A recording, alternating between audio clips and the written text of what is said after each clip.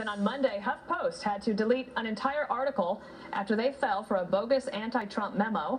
The fake memo claimed Donald Trump's presidential campaign paid thousands of dollars to boost itself on the popular website Reddit. Then on Thursday, the New York Times tried to blame Sarah Palin for the 2011 shooting of Congresswoman Gabby Giffords, even though that connection had been debunked years ago. Joe Concha writes about media for The Hill, and he joins us here live. Joe, did you hear anything that internally at the New York Times that there was consternation by reporters that this had actually happened at their paper?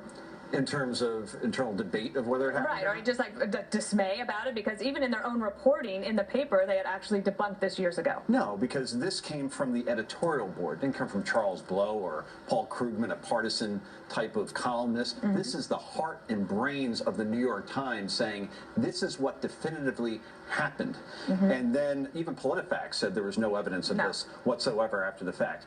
Here are my problems with what the New York Times has done since. The story has not come down. Remember when Reagan said, tear down this wall? Right. The New York Times needs to tear down this story, at least HuffPost. They took down the story. That's the responsible thing to do. You go online right now, the New York Times, you still see that story. I say to the New York Times, tear down this story. And by the way, the correction's at the bottom, not the top. So anybody who reads it thinks they're reading fact until they get to the bottom. I remember having been a press secretary for a long time, when you finally get a reporter to actually run a correction. The correction, you know, especially if it was like weekly newspapers, it would run the next week and it would be in a box and you could barely see it. But I do think the New York Times has taken a bit of a hit because of social media. So the right has finally sort of caught up with the left on social media, and now a lot of people know that this is what the New York Times did. The blowback was overwhelming.